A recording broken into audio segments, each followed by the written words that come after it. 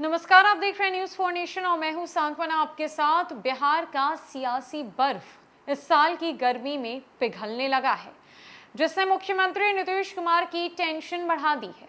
जी हां, जहां एक तरफ चाचा पशुपति कुमार पारस के भतीजे चिराग पासवान ने पैर छुए, दोनों ने एक दूसरे को गले लगाया, तो वहीं दूसरी तरफ अगर झारखंड की भी बात की जाए तो रघुवर दास ने अर्जुन मुंडा से मुलाकात की। अब ये दो प्रदेशों के सियासी बर्फ पिघलने से कहीं ना कहीं बिहार की महागठबंधन सरकार को भारी टेंशन हो गई है।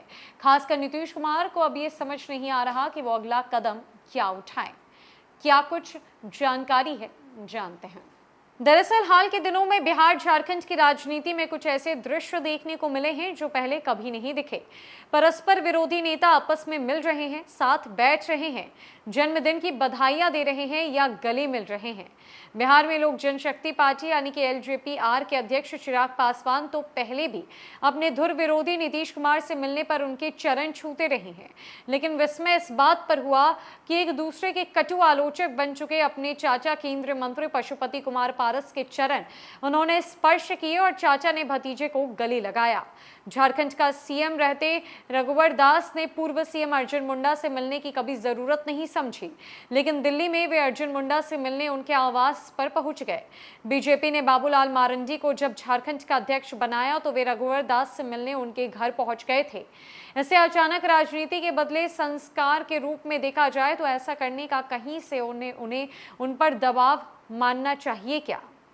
गौरतलब है कि चिराग पासवान और पशुपति पारस के बीच अनबन की शुरुआत उसी दिन से हो गई थी जब पारस ने लोजपा को तोड़ दिया था। 4 सदस्यों वाले पारस के गुट को लोकसभा में मान्यता भी मिल गई और लोजपा के कोटे वाला केंद्र में मंत्री का पद चिराग के चाचा पशुपति कुमार पारस से झटक लिया।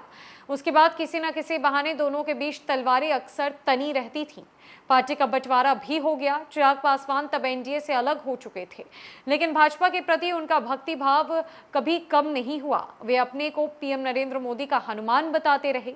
उनका ये एक तरफा प्रेम परस्पर प्रेम में तब तब्दील हुआ जब बीजेपी को बिहार में अपने पुराने साथियों की मदद की जरूरत पड़ रही है।